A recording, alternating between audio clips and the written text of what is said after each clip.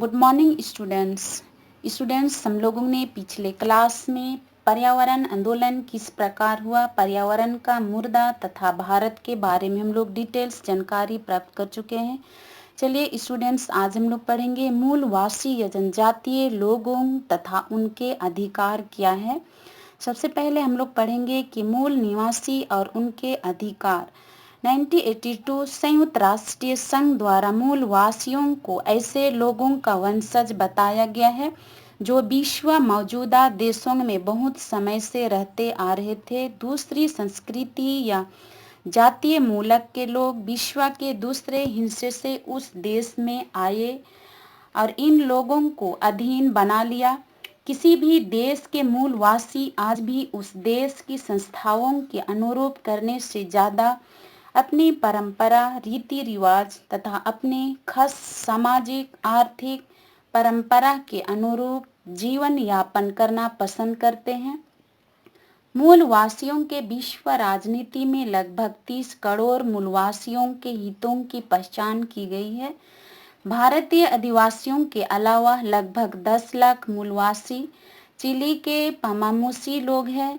6 लाख बांग्लादेश के चटगांव के पर्वतीय क्षेत्र आदिवासी जनता है। फिलीपींस के कोरडिलीरू क्षेत्र में 20 लाख मूलवासी हैं। 30 से 5 लाख उत्तरी अमेरिका की, 50,000 पूर्वी पनामा, 10 लाख उत्तर रूस की आदिवासी जनसंख्या है। अन्य आंदोलन की तरह ही मूलवासियों की अपनी अलग अलग शाखा, आंदोलन, मुद्दे और अधिकार है। मूलवासी दक्षिणी अमेरिका, अफ्रीका, दक्षिणी पूर्वी एशिया और भारत में है, जहां इन्हें आदिवासी या जनजाति कहा जाता है। ऑस्ट्रेलिया, न्यूजीलैंड सहित ओशियान क्षेत्र के बहुत से द्वीपीय क्षेत्र में हजारों वर्षों से पोलिनेशिया, मलेशिया, माइक्रोनेशिया वंश के मूलवासी रहते हैं। सरकारों से इनकी मांगे हैं कि मूलवासियों के रूप में अपनी स्वतंत्रता पहचान रखने वाला समुदाय के रूप में माना जाए।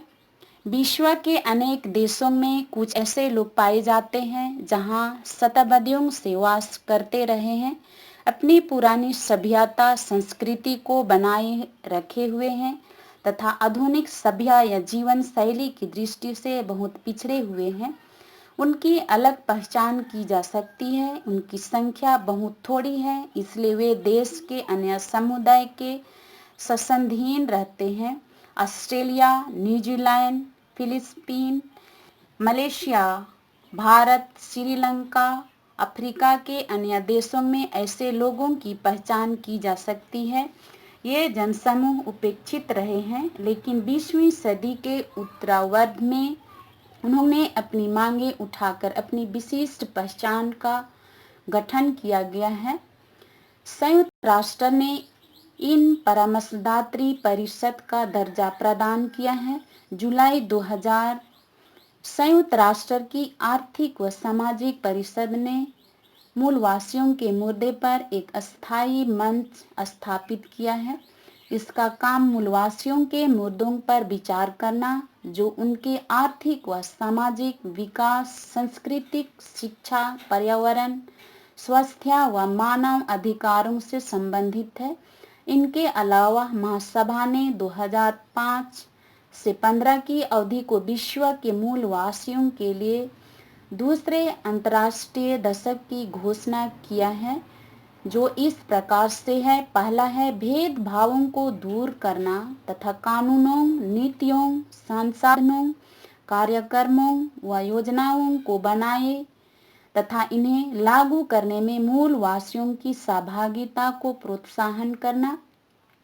दूसरा है जीवन शैलियों, परंपरागत प्रदेशों, सांस्कृतिक एकता, सामूहिक अधिकारों आदि से संबंधित विषयों में निर्णय लेते समय मूलवासियों की पूर्ण प्रभावी भागीदारी को प्रोत्साहन करना।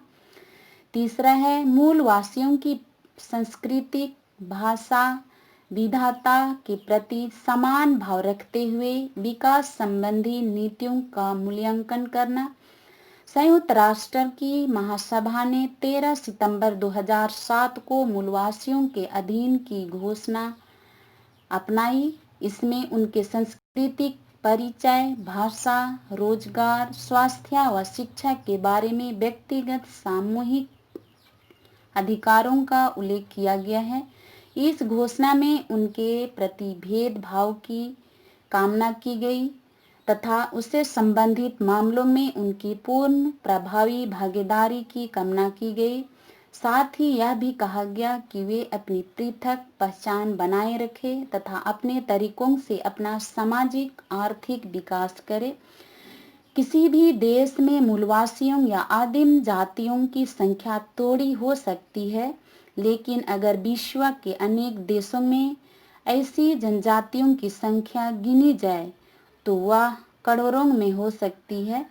मूल प्रश्न यह है कि इस कोटि में किन लोगों को शामिल किया जाए। इसके बारे में 3 मापदंड निर्धारित किया गया है। पहला है, ऐसे लोग उस देश के मूलवासी हैं जो वहां अनंत काल से रहते चले आ रहे हैं। दूसरा है, उनकी रीतियां, जीवन शैली बहुत पुरानी है जिससे उनकी विशिष्ट पहचान की जा सकती है। तीसरा है, अपने देश में उनकी संख्या बहुत कम है इसलिए उनकी दशा की ओर सरकार ने ध्यान नहीं दिया है। उन पर अन्य जातियों या समुदायों को शामिल किया जाए, वे समाज का उपेक्षित वर्ग बने रहे। 1960 के बाद समाज के उपेक्षित वर्गों ने अपने आंदोलन को तेज कर दिया, इसलिए ऐसे जनजातियों के अभियानों को नए सामाजिक आंदोलन की श्रेणियों में रखा जा सकता।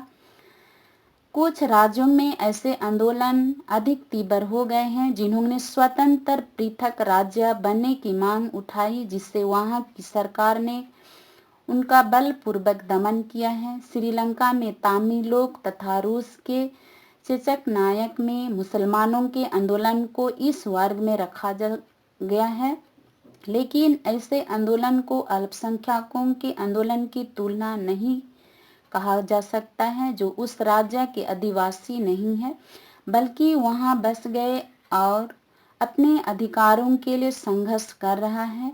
जैसे अमेरिका में निग्रो पैथरक के आंदोलन, यहाँ हमारा सरोवर किस राज्य के मूलवासियों या आदिवासियों से है। जैसे ऑस्ट्रेलिया में काले मूलवासी, न्यूजीलैंड में माओरी, बांग्लादेश में चकमा लोग, स्पेन में कैटलेट्स, ब्रिटेन में अस्कट, फ्रांस में कासिकन, कनाडा में फ्रेंच आदि अल्पसंख्यक है। किंतु अमेरिका में लाल भारतीय या भारत में झील या मुंडा लोग आदिवासियों में आते हैं। भारत में मूलवासियों को आदिवासी या अनुसूचित जनजाति से जाना जाता है। इनकी कुल जनसंख्या 8% है।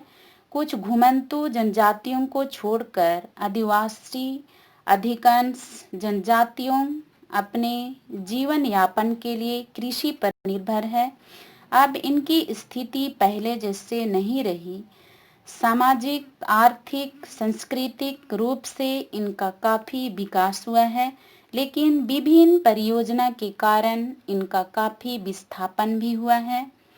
अंतर्राष्ट्रीय स्तर पर मूलवासियों के अधिकार से जुड़े मुद्दे लंबे समय तक रहे हैं। नेक्स्ट है राजनीतिक अधिकारों की मांग। राजनीति जागृति होने से ऐसे लोगों ने अपने अधिकारों की मांग की है। अनेक देशों में उन्होंने वोट का अधिकार मिला है तथा वे अपनी संस्था बना लिया है। वे सार्वजनिक क्षेत्र में अपनी भागीदारी की मांग कर रहे हैं।